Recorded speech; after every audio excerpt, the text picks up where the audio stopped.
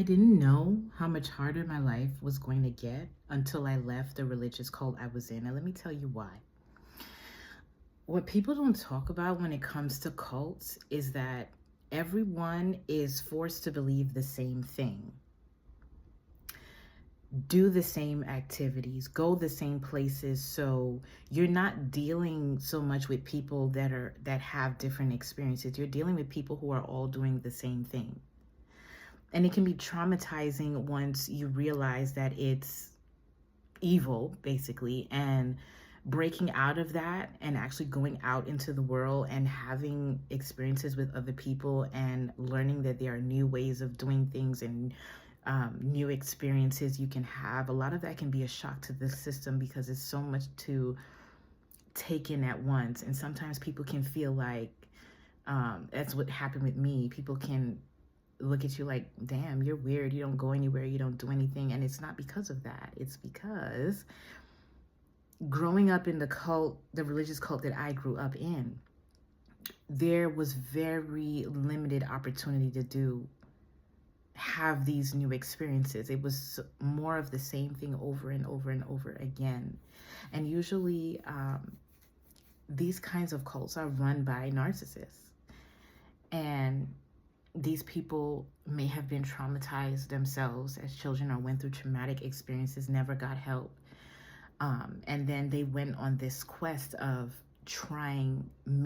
ensuring that they are in control, whether it's their children or whoever, ensuring that they are in control at all times. And normally you can recognize this when you deal with people who can't live outside of certain people. Like they have to answer to a person all the time, or whoever it is that they look up to. They have to feel like they constantly have to answer to that person all the time. They can't have a thought or an individual idea without consulting this person or these people first.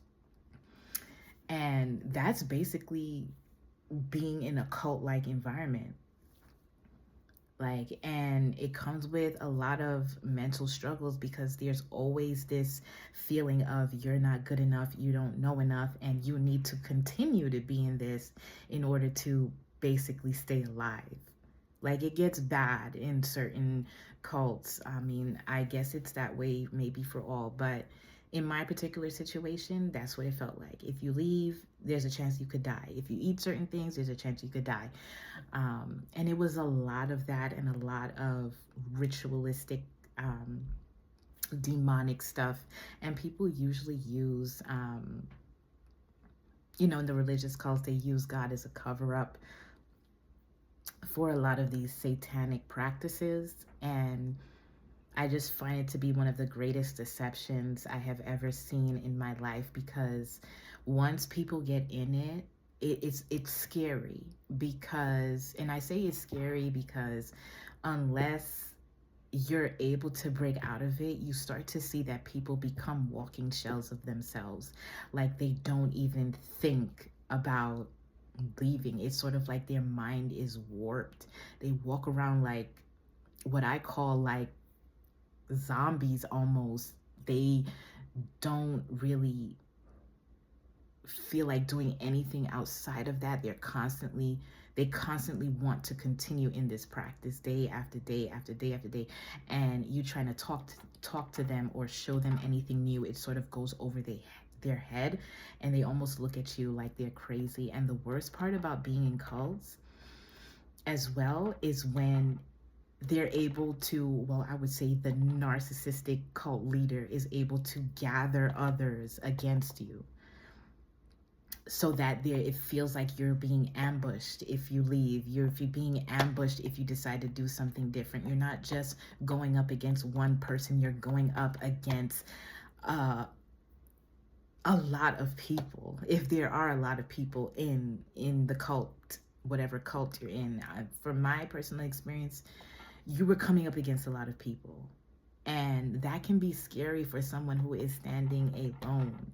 And it's not just standing up against people. These people are also engaging in demonic practices that will affect you in some kind of way, whether it's your health, whether it's your, I was affected in so many ways that I'm so happy when I got out of it. I was able to sort of figure out my own life, but being in this stuff can be very scary. And once we start to break down what really happens in cult, they all operate the same way. There is a leader everybody answers to, and if you do anything outside of what that person wants, then it's a complete breakdown and everyone is attacking you at once. And that can be very overwhelming. And they often go after vulnerable people. I was groomed from a child. So when you don't really know much outside of that, because they're shaping your morals, your beliefs, even your habits, having to break away from that can be traumatizing.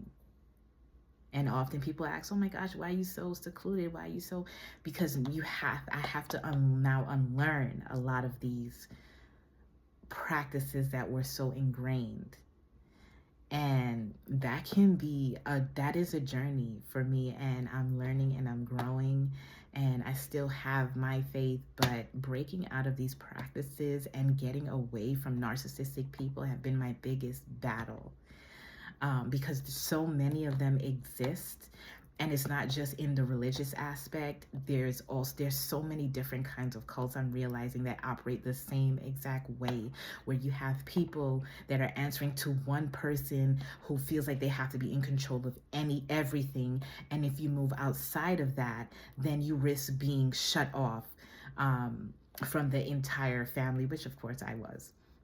Me and my brothers, we were shut off.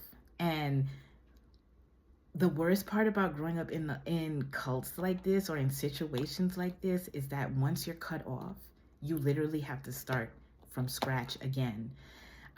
Building friendships, getting to know people, and things like it can be very traumatizing, because there are people in the world as well that are also narcissists, that are also, have this cult-like mindset where they feel like they have to be in control all the time. No one has the freedom to think anything other than what they have going on in their mind.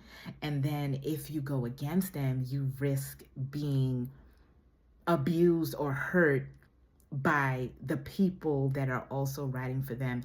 And a lot of the times, which I always teach my daughter as well, because she's 7 and she's autistic, a lot of the times these people show up in the world as very nice people that are ready to help you, ready to give, ready to do whatever, okay? That's recruitment. That's a recruitment process, believe it or not. They do it slowly, and they make sure they build rapport with you over time so you can trust them. And then once you feel like they can do no wrong, and anyone else who comes up against them, you're ready to attack them. That's sort of when you're in something dangerous, because these people have the ability to shape people's mindsets. And because we have so many people in this world that would rather follow than challenge certain things, is the reason why we have so much breakdown in the world today, so much mental health issues. A lot of these cult leaders, a lot of these people who feel like they have to be in control of people's lives, these were people who were not in control of their own lives. I mean, whether they grew up in traumatic childhoods or whatever, never got help or anything, and they decided to be the person that everyone answered to because they feel like they are the safest people to go to, and they're not. So we're gonna break down what that looks like for a lot of people who have been in these situations, whether it's religious or otherwise, and the things that you can look for when you feel like you're in a cult-like environment.